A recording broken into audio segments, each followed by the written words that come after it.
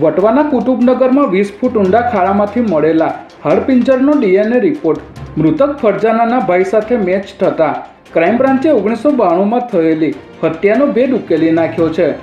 વર્ષ 1992માં કુતુબનગરના plot number 10માં એક મહિલાની હત્યા કરીને લાશ દાટી દેવામાં આવી હતી અને તપાસ દરમિયાન બહાર આવ્યું હતું કે ફરજાના નામની મહિલાની તેના પતિ શમસુદ્દીન, જેઠ ઇકબાલ, મિત્ર અબ્દુલ કરીમ અને સાલિયા બીબીએ મળીને હત્યા કર્યા બાદ મૃતદેહને ઘરમાં જ 20 ફૂટ ઊંડો ખાડો ખોદીને દાટી દેવામાં આવ્યો હતો. ત્યારે આ કેસમાં ક્રાઇમ બ્રાન્ચે હત્યારા પતિ શમસુદ્દીન અને તેના ભાઈ ઇકબાલની ધરપકડ કરી છે.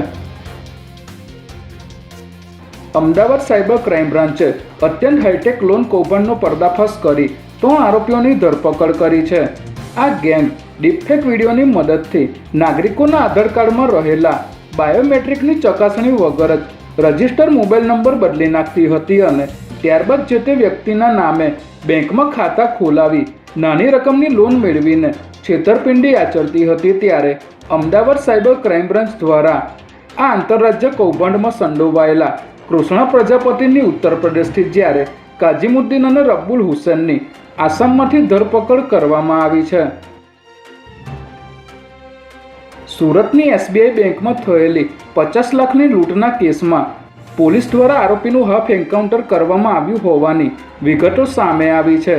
લૂંટ કેસમાં 7 દિવસના રિમાન્ડ પર રહેલા આરોપીઓ શુભમ અને વિકાસને લઈને ક્રાઇમ બ્રાન્ચની ટીમ કન્યાસી ગામે પહોંચી હતી, જ્યાં આરોપીઓએ હથિયાર છુપાવ્યા હતા. ત્યારે તકનો લાભ ઉઠાવી શુભમે અચાનક પોલીસ પાસેથી પિસ્તોલ છીનવી ફાયરિંગ કર્યું હતું. પરંતુ આ આકસ્મિક હુમલાના જવાબમાં ACP કિરણ મોદીએ 100 બચાવમાં વળતું ફાયરિંગ કરતા આરોપી શુભમના પગમાં ગોળી મારતા તે જમીન પર ઢળી પડ્યો હતો, જે બાદ તેને હોસ્પિટલ લઈ જવાયો હતો.